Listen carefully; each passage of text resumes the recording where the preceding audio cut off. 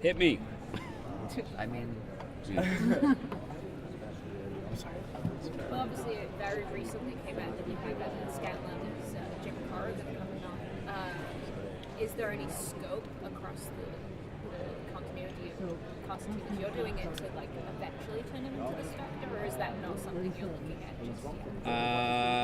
just yet? He shows up in episode 5, I think, 6. There may be a nod to his eventual future in that episode, and Corrigan is actually returning, I believe, in episode 12 or 13 already, so he is already a recurring character in the show. We have to see if the show catches on in a few weeks. We hope it will. We're not going full Spectre yet, but it's a possibility. you never go full Spectre. Never. Yeah, you get not first season. Yeah. So there's in the pilot, there's a particular helmet that appears. Is that Chekhov's helmet? Is it inevitable that now that it's there, or was it just like a side bit? The intention is there's a story behind it, and we have an initial order for 13, and hopefully we'll get our back 9 order. And the plan is that someone shows up on the doorstep to claim that helmet later on. So as Mr. DC Universe, you are. There's a couple of Mr. DC universes.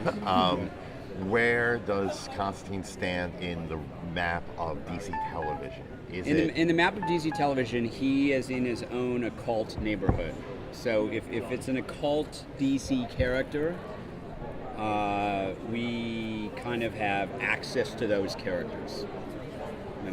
We've got another character that fans will know showing up in episode 10 from the occult corner of the DC universe. Can we count Swamp Thing in that, since that's where John started? Could Swamp Thing be on the show, is what I'm asking? He could be on the show. The question is, should he be on the show? Meaning, could we ever pull off that level of SFX makeup and have it not look cheesy? We'll see. Did the higher ups give you a list and say here are the guys that you can put into the show? And is there anybody that you went to them and said, I want this, I want this? The way it worked is we actually said, who can't we have? Right. And for a variety of reasons, there are a couple of people we can't have, but we can have most of them. So when's Batman showing up? I said a cult. I guess some occult issues. He was a vampire once. He was a vampire. He's probably a Jedi. Who knows? Batman's everything. I mean, obviously not stepping on the toes of Justice League Dark. Obviously that being a potential movie coming out. Although there has been currently the decision to sort of develop movies and TV separately, simultaneously. So it's possible some other Justice League Dark characters will be shown up. That's Yeah. It's very unusual that the lead actress is changed after the pilot. I was wondering, what does that mean for the show, and why did you decide to go a different direction? The actresses better walk a very careful line. No, I'm joking. No, it's just, it's not as unusual as you might think. I mean, what happens is sometimes there's recasting in shows, in pilots. In this case, we finished the pilot, and the reason the Liv character was introduced was at the time she wasn't part of the comic book, and I think NBC felt like the audience might be a bit more comfortable if someone that wasn't part of the occult world was in there as a sort of audience point of view, an entry point. We finished the pilot, everyone really enjoyed it, and we'd always been thinking about bringing in the Zed character, and as we started breaking stories, it became more interesting once we thought of introducing the idea of someone who was also a part of that world that could go toe-to-toe with John. And so we batted around for a couple of weeks, and we went back to NBC and we said, you know what? We think we want to make a change. We think we want to bring in a new character. And they said, okay. It was our decision. They didn't foist it on us. And so we didn't recast Liv. Lucy did a perfectly fine job. Her story ends in the first episode, and you see a little glimpse of Zed now at the end of the first episode. It's changed since we screened it at San Diego.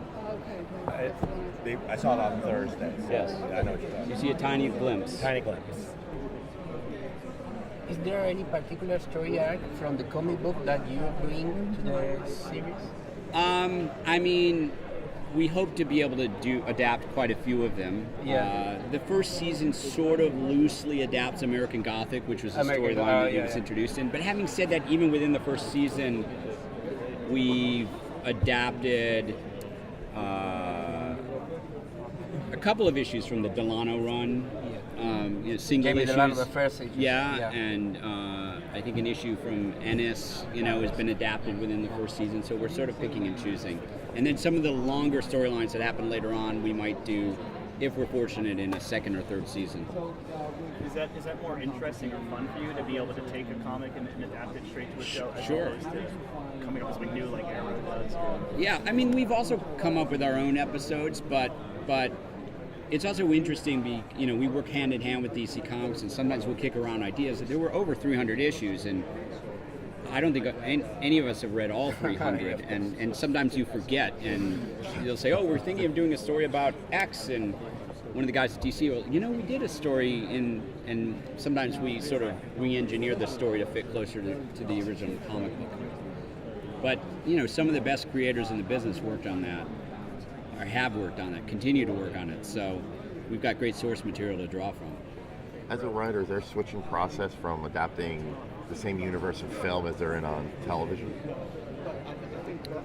Well, it's more liberating in that you can bring characters back, and you can. I mean, I was able to as well in the Batman films, but it's unusual to do more than one film of something. And so in TV, you can get a little glimpse of Jim Corrigan, and then you can come back a few episodes later, and do another glimpse. And characters can grow and change. And in a couple of instances already, an actor's come on that we've really liked and has surprised us, so we've built that character up. And you can do that less so in film. Has there been any attempt, with Watchmen, it was like such a literal, it was almost like you took the panel, there's a shot, you know what I mean? Like the anatomy of the scene is the same thing as the panel layout. Have you taken any particular issues and said, this was such a striking panel, so you wanted to recapture that? To a certain extent. I mean, we are inspired by all sorts of things. We're inspired by the covers, we're inspired by artwork, we're inspired by panels. There's lots of Easter eggs. Our production designer is an enormous fan, and there's all sorts of things in John Constantine's lair. I mean, there are dozens of them that are little trinkets that you'll find in the DC universe, like the Dr. Fate helmet, which we featured, some which we haven't, but they're in there in the background. Eclipso's Black Diamond is in there. And, nice. A bunch of things, and all the time the crew are sneaking things in.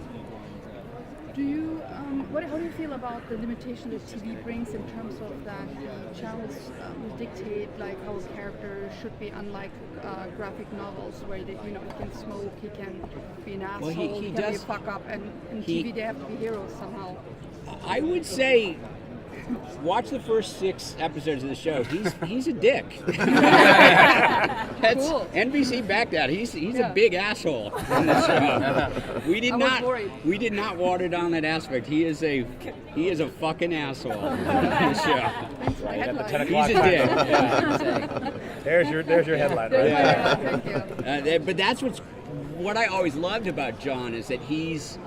I've written some of the great heroes, and John is not that. He's not a hero. He lies and he cheats, and he'll kick people in the balls, and he drinks too much, and he sleeps around. He's a total dog, and none of that has changed or been watered down in the show. Okay. He's a dick. You want It's smoke? just the smoking. He smokes. All right. Smokes? Oh, right. He's putting out stubs all the time, lighting up. If we go long enough, we'll do the Dangerous Habits storyline. Parents already called in complaining, or once it airs, are you ready? We'll see. When- I mean, it's. Yes. I'm sorry, I'm not interrupting David All Goyer. right. Continue. But you'll see.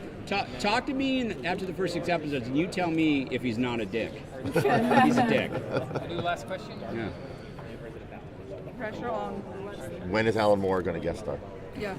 I don't think Alan Moore will ever get started. We should be so lucky. I mean, Just have a guy with a beard, a trench coat, flap it around I think- angrily. I think That's that- basically all he does. Being brilliant. yeah. Alan Moore's a These genius. days. I spoke to him once on the phone. What did he say? Yeah? He was polite.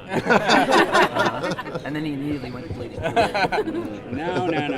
This is about 6 years ago. He was very polite, very deep voice. If you could have one character in Constantine, who would it be and why? Show up on the show? Yeah.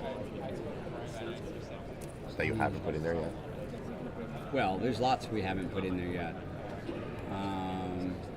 Don't say Doctor Who. I think it would be interesting to have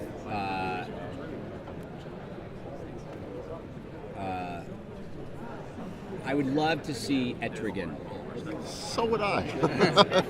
You were saying the one I was hoping that's what was going to be, or at least Jason Blood, but There you go. Yeah. Or Jason Blood. yeah. Really easy to visually realize. Jason Blood's a lot easier to visualize. That might Well, be Etrigan, a. yes. If we get to a season 2 and we can throw a ton of money at VFX. Yeah. I just call the Grim Guys. Etrigan and Swamp Thing. In the same episode. Why not? Although our VFX makeup artist, our lead guy, is a guy named Dave Dupuis who did Blade 2 for me in Prague, so it's kind of fun to have him come back.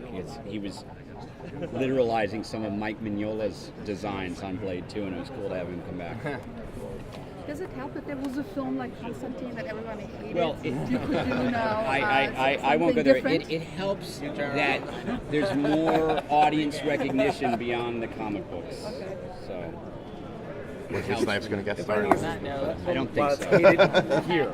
Yeah. I know a lot Bye. about Bye. it. Thank you very much.